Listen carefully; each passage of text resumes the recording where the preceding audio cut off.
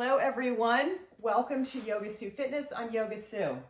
All right, well, you know, time is a precious commodity.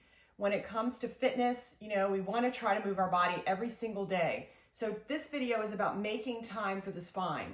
Using YAMUNA Gold Ball, we can really feel good in pretty much like 5 minutes by just rolling our spine. So let me show you guys a routine that you can do every single day.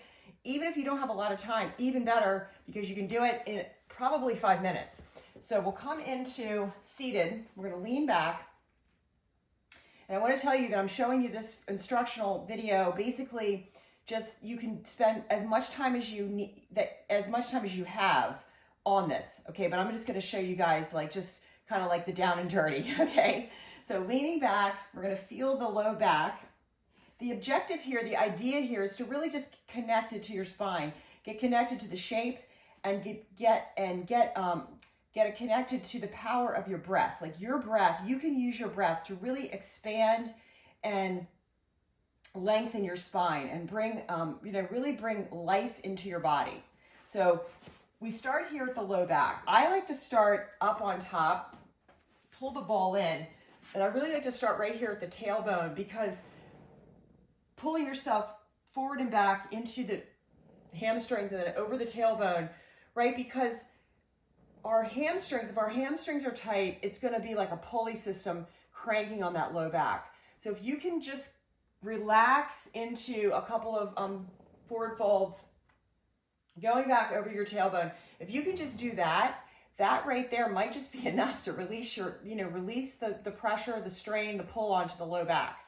And it from a preventative standpoint, right, it can help you because we mindlessly move through our day. You know, our mind's on other things.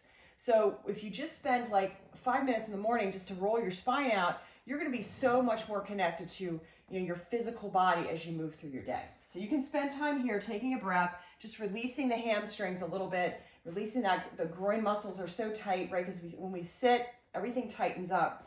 And then when you're ready to move into your spine, just roll down the front of the ball and just start to right away connect to the low back. You're going to round your spine. Basically, you're just doing like easy cat-cows as you move up the spine. Rounding as you exhale, and then inhaling as you release into that neutral. And start to just connect as you lean back. And it's not a collapsing back, right? It's a core engagement as you hinge back up into the ball. Let the body weight go, but you're still really connected to the posture, the length from the tailbone up to the crown. So it's this root to rise energy. When you've taken a couple of breaths there, scoop your tailbone and see if you can feel the length of the spine coming up from that low back, the ball pressure point right behind your belly button. As you kind of bear weight into the ball, feel the pressure and connection from the back of the body to the front of the body, lifting your hips up. Feel that stretch coming from where the ball is and then away into the tailbone. Scooch down, keep that connection, and then feel the lift from the bottom of the rib cage, and then again, extension down into the base of the spine, the tailbone. That lower sacral area, right, is stretching away from. Now we're in the thoracic, so we're kind of in that mid-thoracic, leaning back. Another concept here, besides the length of the spine, is the ability of the spine to move in these different directions. So as you're here, knowing that you can start to then bring this, to just kind of bend the spine around the ball. So the spine is going to take the shape of the ball, and you're taking your spine and just taking the little vertebrae and going over that spot, over that ball, over that ball, over that ball, but always thinking about length from tailbone all the way up, right, the spine. Never losing the connection. Where your hips are sitting on the floor, right? If you lift up, your tailbone leaves the floor. Put your sacrum down, get that tailbone connected again. That's your root. And then rise up through each vertebrae as you let the spine take shape over that ball, right? And then you feel the opening and the lifting and the spreading out of the ribs. And then as you roll, as you come back into that cat pose, right, we're bringing our spine back, going in another direction. Now the spine is rounding, still extending, up from your tailbone, up through the back of the spine, up through the thoracic, up through the cervical spine. And then bring your head back bring your torso back to neutral, and neck is neutral. Lift your hips again so this tailbone leaves the floor. Pull yourself forward, bringing the ball right to the back of the chest, the sternum bone, and then feel the weight of that start to open up your chest.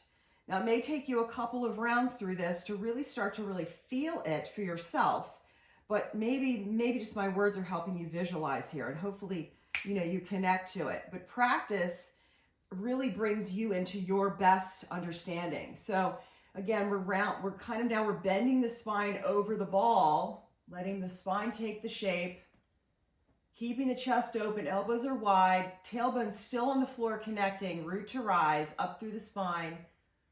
Breathing here, taking your biggest breath, inhale here, spreading the arms, and then start to round your spine again, pulling your head forward, lifting your tailbone, and you get that nice rounding here. You can even reach up to kind of exaggerate the rounding, but still stay connected, front body to back body, tailbone's on, the low back's on the floor as you lift your tailbone.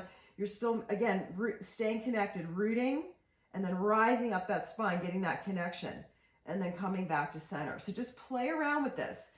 Lift your hips again, scooch down. We're at the top of the shoulders now, at the base of the neck. And you can roll, we know this. We know how to channel through. This feels good. So we're just like giving that spine that length, that upper back. There's so much tension here in that little zone right behind the chest. In between our shoulder blades, so much tension there, and that affects the mobility of the neck and all of it. So we want to move through that, and then we're just going to move right back down to the tailbone. Okay, reverse roll the spine.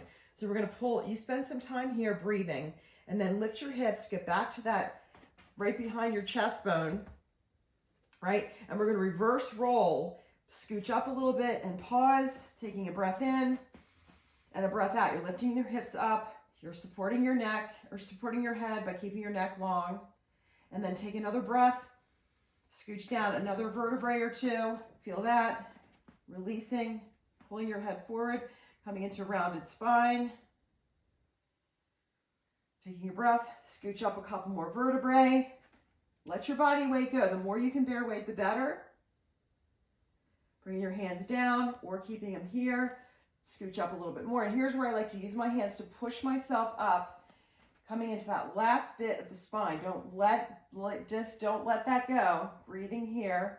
And then I push myself up to seated, and I finish where I started, right back here at the base of the spine.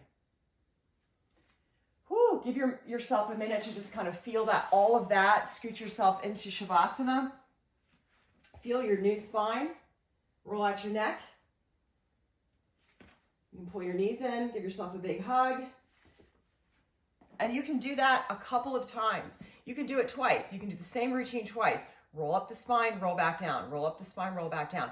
Give yourself a break in between, but you'll really start to feel your spine like open up, open up, open up. And then when you use your breath work, it's beautiful. So have a great day, you guys. Reach out with questions. Namaste.